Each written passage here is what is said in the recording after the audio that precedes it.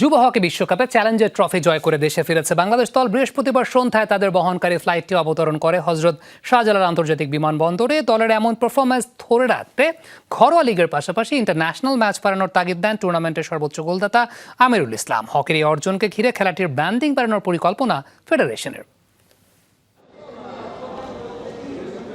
প্রথমবারের মতো যুব হকি বিশ্বকাপে অংশগ্রহণ এবং প্রথমবারই বাজিমাত। ভারতের তামিলনাড়ুতে এবারের আসরে পুরো বিশ্বে নিজেদের আগমনী বার্তা দিয়ে রাখল লাল সবুজরা।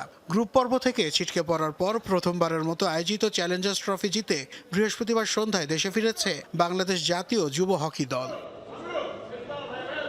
এবারের আসরে সবচেয়ে বেশি আলোচনার কেন্দ্রে ছিলেন আমিরুল ইসলাম। 6 ম্যাচে 5 হ্যাট্রিকে 18 গোল করে তাক লাগিয়েছেন পুরো বিশ্বকে। এই ধারাবাহিকতা ধরে রাখতে ঘরোয়া লিগ নিয়মিত মাঠে গড়ানোর তাগিদ দেন আমিরুল।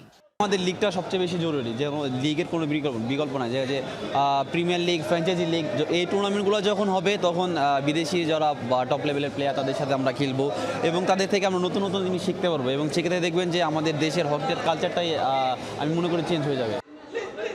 শিষ্যদের এমন পারফরমেন্সের প্রশংসা ঝরেছে কোচ সেগফ্রিড আইকম্যানের কণ্ঠে। Everybody worked very, very hard.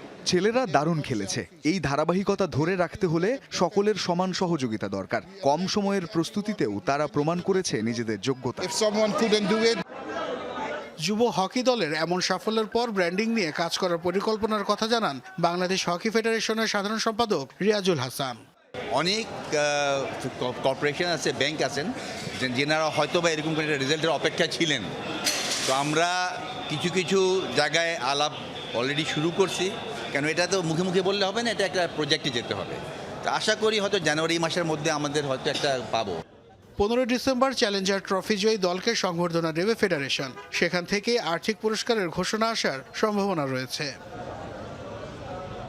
Nasif শুভ, যমুনা স্পোর্টস, ঢাকা।